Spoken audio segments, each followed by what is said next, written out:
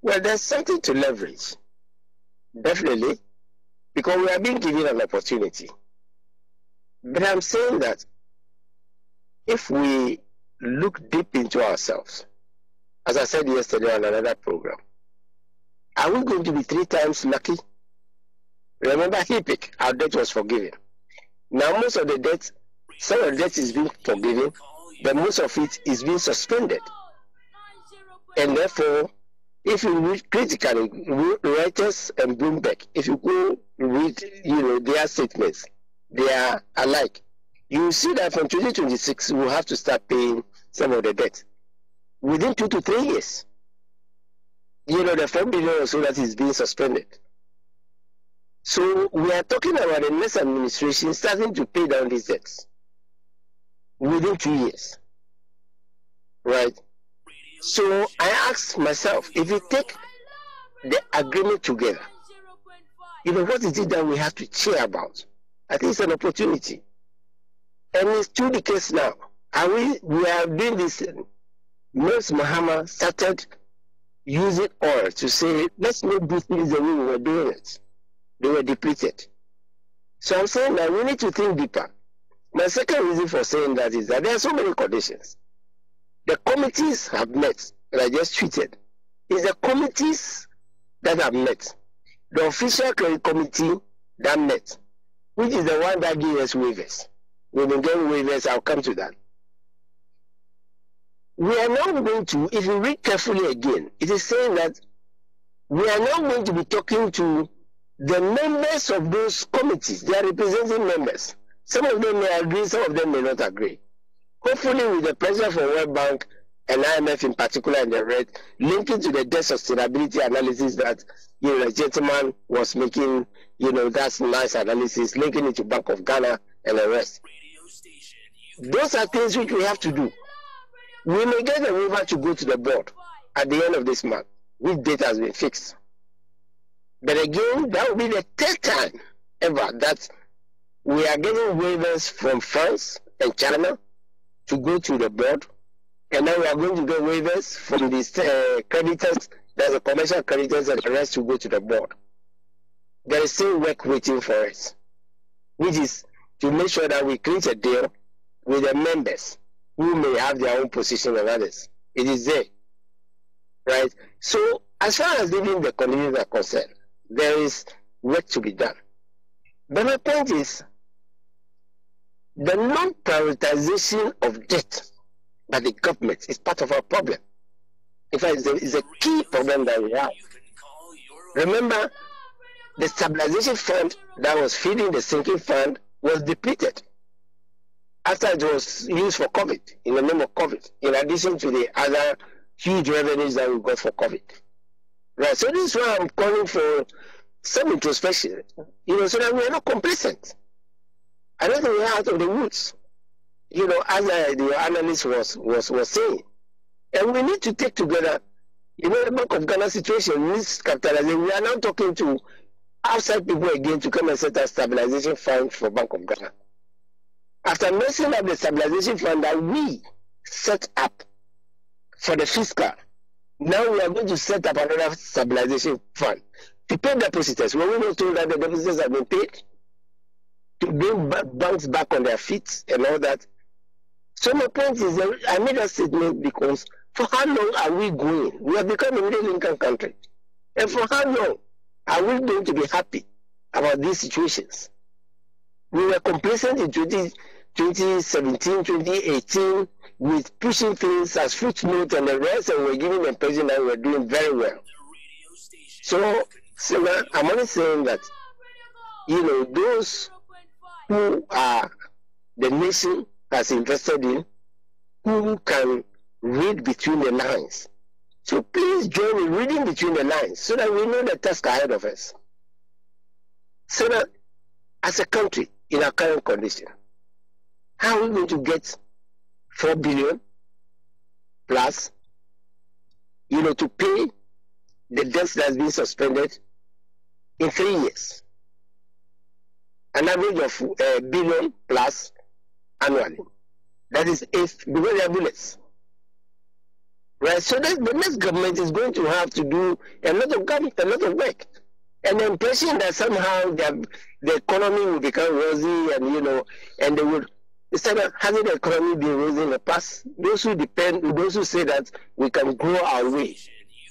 We grew. The reason for the rebasing is that the services sector started to grow and overtook a break, and therefore we need to recalibrate. It was a recalibration, the rebasing.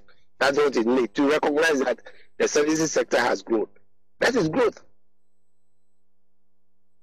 And that growth, we know it at a point, and there came oil, and we had the highest growth rate, right? But this is a bump. Once we go over the bump, then we are back, on plain grounds. So we should learn to internalize, the growth. Then the oil field came, 2 additional ones in 2017, and again, we were so happy about growth, our performance, and everything, instead of internalizing it, and we started depleting the buffers and the things that made the economy strong. So that is all that I'm trying to prevail. The nation, that the complacency must stop. We may not be third time lucky. Because, like a spoiled child, you get yourself into trouble. That's why your endowments. And many people know, many countries, many development partners, they know the endowments. They know Ghana's endowments. That they know that we should be capable of using it to manage our affairs. And then when we have genuine difficulties, after we remain members of the fund, that's when you go to the fund. But you must build your own buffers. Right? So as the Minister of Finance, said, in his very first interview after the deal, he spoke about bringing back the sinking fund and others. Right, so now we have consensus. It's not like putting money aside when we have other needs. Those needs include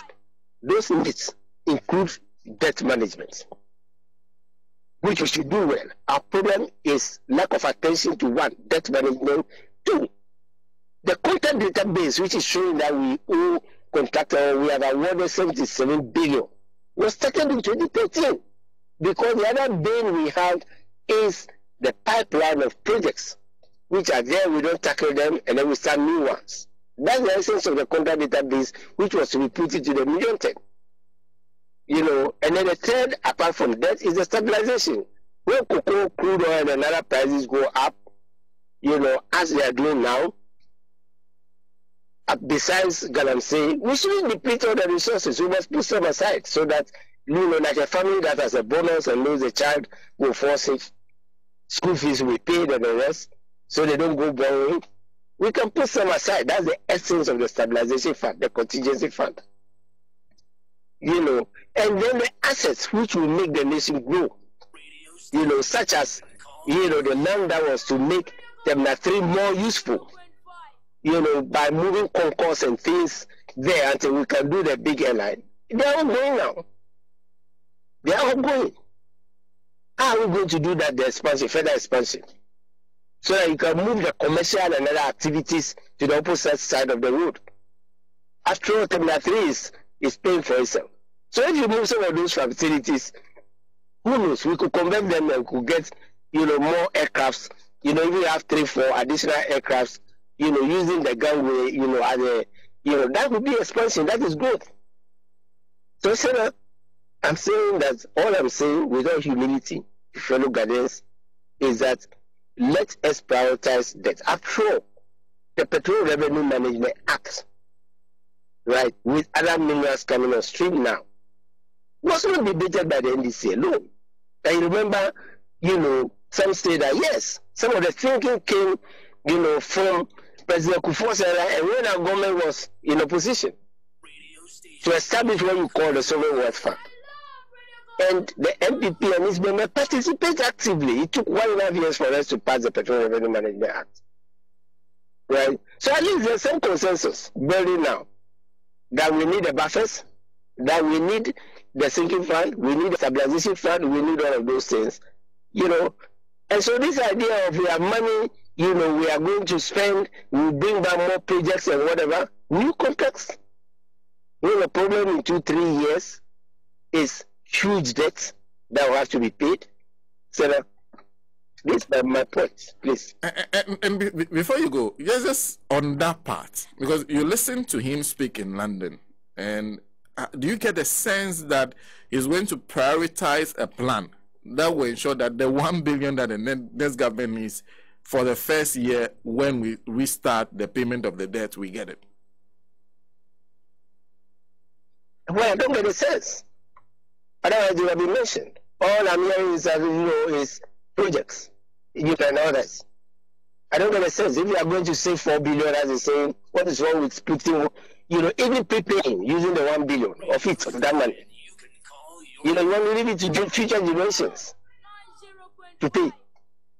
Because if you are able to refinance, that debt in 2-3 years, it is future generations who are going to pay. So I don't get a sense at all. Of course, the sinking fund was mentioned, but the sinking fund will take time to accumulate. Right? Which is Sankofa. Whatever we rejected, we are not going to, bring it back. So it's a prioritization of debt. Yes. But let me repeat, those who are able to read through the numbers and the financial markets and the rest, let's start a technical debate. Nobody is saying that they should become politicians. But let's start a technical debate on the issues.